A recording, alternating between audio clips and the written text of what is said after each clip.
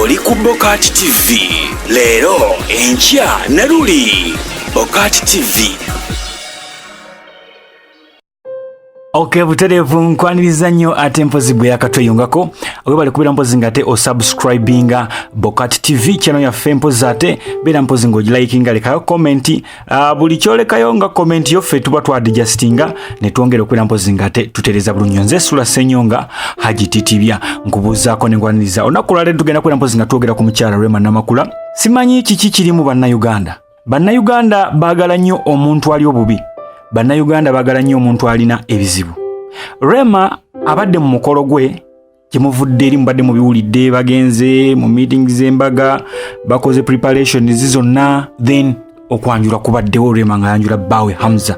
Okwanjula kwali kwa bbeeyi ebifaananyi nga bwe mubiraba baakyusa engoye emirundi n'emirundi bakola buli kimu bu after party nabo mubulaba engeri Rema gye yayambalamu ekiteeteeyi ekyo mukiraba ekiteeteeyi ekyo ekyamataala agayaka abantu bagezako n'okugamba nti Christmas tree mulaba ngeri ki gye badecoratinga mu tenti kyali kya bbeeyi nnyo nnyo. Omukolo guno gwaleeta abagagga ab'enjawulo naye nga mu byonna gwasitula omukyala maama wa Buganda Nabagereka Sylvia Najjinda yaliwo ku mukolo guno ate n'agumalako bulungi. Kitegeeza nti yaguwa obudde. Kitegeeza waliwo ensonga lwaki yalwawo. Omukolo bwe gwaggwa mwana ne mwana mulenzi ne bagenda mwana mundu zaabwe ne balambula ne beekubya ebifaananyi nga bali mu nsolo eyo balambula batambula ebifaananyi ne bifuuka bifaananyi ne beekubya ebifaananyi nga babuuse abantu ne bakola challenges still era balema be tukyaliko. Wetwogerera Rema kigambibwa mbu omukolo gwalimu amabanja mangi n'okwewola ensimbi nga wetwogerera kati bambi Rema ali mu mabanja gatoba nago. Abamanyi okugoberera embalirira abamanyi okola okunoonyereza bagamba nti bubokoze okunoonyereza okusinziira ku mulimu Hamza gwakola of course Rema bamusinga ennyingiza. Ndoyinza okwekanga nga Hamza sente zakolera omwezi Rema nga ziyingiza mu wiiki emu ng'akoze just emikolo gya nnaku 3 baba akoze obukadde bubiri naye Rema takyakolera bukadde bubiri ali mu bukadde 3 buna kisinziira wa gy'omutwala. So kati nekibeera nga kimutuddemu yekka okubeera nga omukolo rather sente zibanjibwa azisasula yekka. Waliwo emmotoka gy'olaba eyo eya Prado twagisanze mu bondi nga kigambibwa etundibwa naye nga eya Rema. Third party lwakuba ekifaananyi kirima amasikiraba waliwo third party eri mu manya ga Rema. Kitegeeza nti ebadde emmotoka ye n'agitunda. Abaffe agitunda because bamubanja oba yagikoye ng'ayagala kugula mmotoka ndala.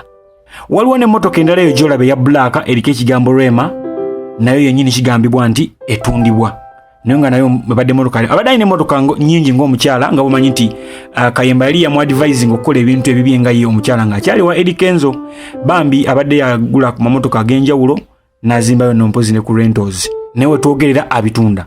That's not the issue. My issue is lwaki abantu baseka nnyo era bajubilatinga nnyo olw'okuba Rema atunda ebintu bye. Fine, ayinza okuba alina obuzibu nga sente tezijja bulungi emirimu tegijja bulungi naye emirimu akola naye nga still ababanja abali bubi naye ekituufu tubeere nga tuseka tubeere nga tujubilatinga. Sisuubira nti ne ex-we Eddie Kenzo kino naye asobola okukinyumiwa. Sisuubira naye nti yandikyagadde oba akola atya.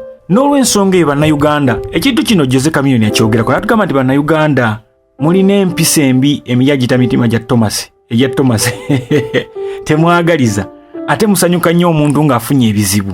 Lwaki mwandibadde musanyuka because Rema ali mu kutunda emmotoka asasula amabanja.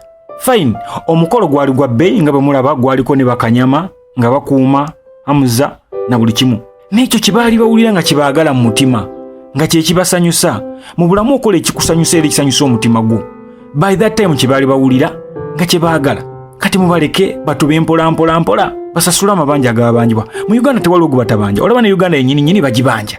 Njagala okumaliriza mpozi ate nga nkolinga pon abagagga nga bakirumira mwena abali ku mukolo gw'abaana abo bambi mubeere nga at least muyamba because people have started asking themselves abagagga abaaliko abakubanga kyakaali bakirumira bali wakati ye sente bozi bateekamu mmeka bagamba sente weeziri ate kijja kityandi kati ate bali mu mabanja. Abaffe abagagga abo bwe bali bawola abaana bano sente nga be batandise okwagala okusika emmotoka z'abaana oba.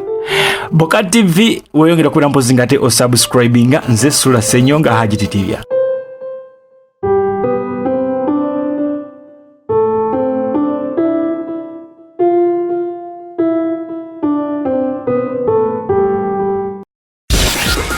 ku BOCAT TV. Leero enkya na luli BOCAT TV.